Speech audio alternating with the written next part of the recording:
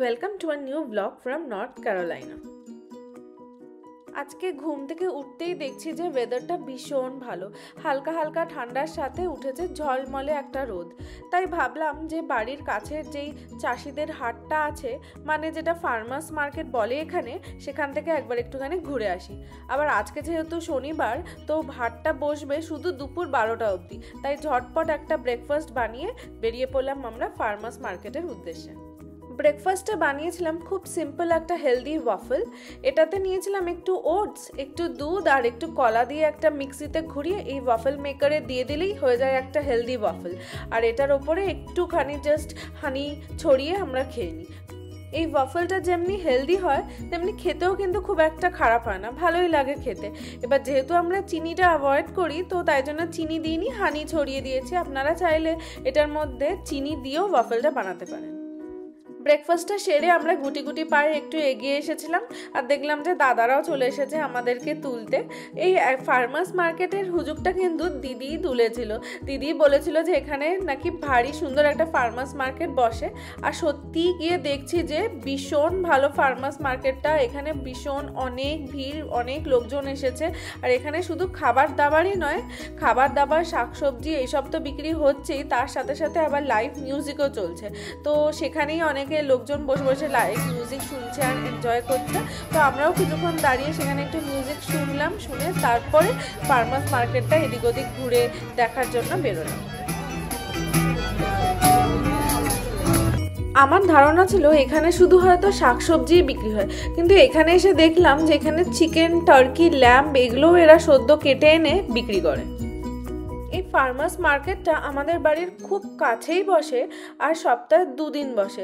যেমন ধরুন ওয়েডনেসডে বিকেল 3টে থেকে 6টা, আর এই স্যাটারডে সকাল 9টা থেকে দুপুর 12টা অবধি এটা বসে।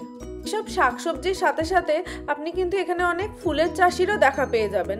এবার এখানে যেহেতু এখন মার্চ মাস, এই সময়টা খুব সুন্দর টিউলিপ আর ড্যাফোডিলস ওঠে, তো এখানে এই ফুলের চাষিরা আসে এইসব তাদের টাটকা ফুল বিক্রি করতে। কিন্তু দাম হয় প্রচুর, যেমন একটা টিউলিপের বাঞ্চি এখানে পড়ে যাবে $14 মতো।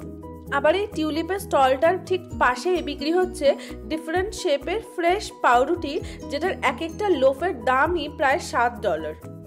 আবার ইনি নিয়ে এসেছেন কিছু হাতে আঁকা গ্রিটিংস কার্ড। এনার দোকানেই দেখলাম কিছু হাতে বানানো পুতুল, যেটার এক একটির দাম হচ্ছে $25, মানে ওই ধরুন 2100 টাকা মতন। এখানে বসে হরেক রকমের রেডিমেড খাবার, যাতে লোকেরা টুক করে এখান থেকে কিনে খেতে খেতেই বাজার করতে পারে। যেমন এটাই ধরুন একটা ডোনাটসের স্টল, এক একটা ডোনাট বিক্রি হচ্ছে $2 করে। আবার সামনেই যেখানে সারি সারি করে লোক লাইন দিয়ে দাঁড়িয়ে আছে, সেটা হচ্ছে একটা কফির স্টল। এখানে শুধু কফি না, কফির সাথে ধরুন বিভিন্ন আইস টিও বিক্রি হয়। তো এখানে লোকে দাঁড়িয়ে পড়েছে যাতে একটা কফি হাতে নিয়ে ঘুরতে ঘুরতে বাজার করতে পারে। যেসব ভেন্ডাররা ধরুন ওই শেডের তলায় জায়গা পাননি, তারা কিন্তু এরকম টেন্ট বা খোলা আকাশের নিচে টেবিল পেতেও তাদের সবজিপাতি বিক্রি করতে এখানে বসেন। আর যেই ফার্ম থেকে আসে, সেই ফার্মের জিনিসপত্র এরকম বড় বড় গাড়িতে নিয়ে এসে তারপরে এখানে বিক্রি করতে শুরু করেন। আর এখানে দিদি দাঁড়িয়েছে একটা এগ ফার্মের সামনে, যেখান থেকে দিদি কয়েকটা এগ কিনবে বলে ডিসাইড করেছিল। তো এখানে দিদির এই 12টা ডিমের দাম কিন্তু $8 মতন পড়েছিল। ওই যে একটু আগেই দেখালাম না যে টিউলিপস বিক্রি হচ্ছে, আবার এখানে ইনি বসেছেন ড্যাফোডিলস নিয়ে। আর ড্যাফোডিলস এখানকার ঠিক আমাদের দেশে নয়নতারা ফুল যেরকম সব ঘরে ঘরে হয়ে থাকে, ড্যাফোডিলস এই রকমই একটা ফুল এখানকার। এই মার্চ মাস হলেই এখানে প্রত্যেক বাড়িতেই প্রায় দেখতে পারবেন ড্যাফোডিলসের ঝাড়। আবার এই দিকটাতে বিক্রি হচ্ছে বিভিন্ন শাকসবজি, লেটুস এইসবের চারা গাছ, আর এক একটা চারা গাছের দাম পড়ছে $5। তা ইন্ডিয়ান কারেন্সিতে ধরুন হবে হচ্ছে ওই 420 টাকা মতন। তো এইখানে আমি দেখেছি এই আমেরিকানসরা যারা স্পাইসেস যেসব খান, তারা না অনেকেই তাদের বাড়িতে এইসব স্পাইসেস গজানোর চেষ্টা করেন। যেমন এই টেবিলটাতেই দেখুন না, রোজমেরি এই স্পাইসটা, এই গাছটার দাম এখানে নিচ্ছে হচ্ছে $7.5। আর এই টেবিলটা প্রচন্ড সুন্দর লেগেছিল, তারা তাদের শাকসবজি খুব সুন্দর করে ডিসপ্লে করেছিল, তাই এইটার একটা ভিডিও আমি তুলেই নিয়েছিলাম।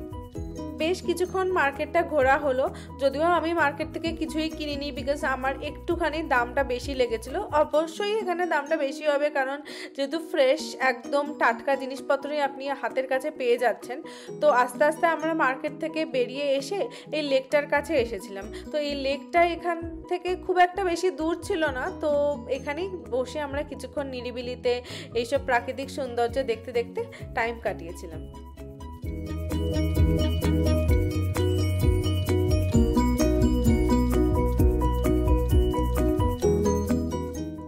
এই রইল একটা আমেরিকার ফার্মার্স মার্কেটের গল্প। যদি আমার ভিডিওটা ভালো লেগে থাকে তো অবশ্যই একটা লাইক দিয়ে দেবেন, যাতে আরও নতুন নতুন ভিডিও বানানোর জন্য আমি অনেকটা উৎসাহ পাই। আর এরকম ছোট ছোট নতুন নতুন ব্লগস দেখার জন্য আপনারা আমার চ্যানেল বং ট্রিলসটাকেও চাইলে একটু সাবস্ক্রাইব করতেই পারেন। যদি আমার ভিডিওটা আমার ফেসবুক পেজ বং ট্রিলস থেকে দেখে থাকেন, তাহলে পেজটা একটা ফলো করার জন্য সকলের কাছে একটা ছোট্ট অনুরোধ রইল আমার।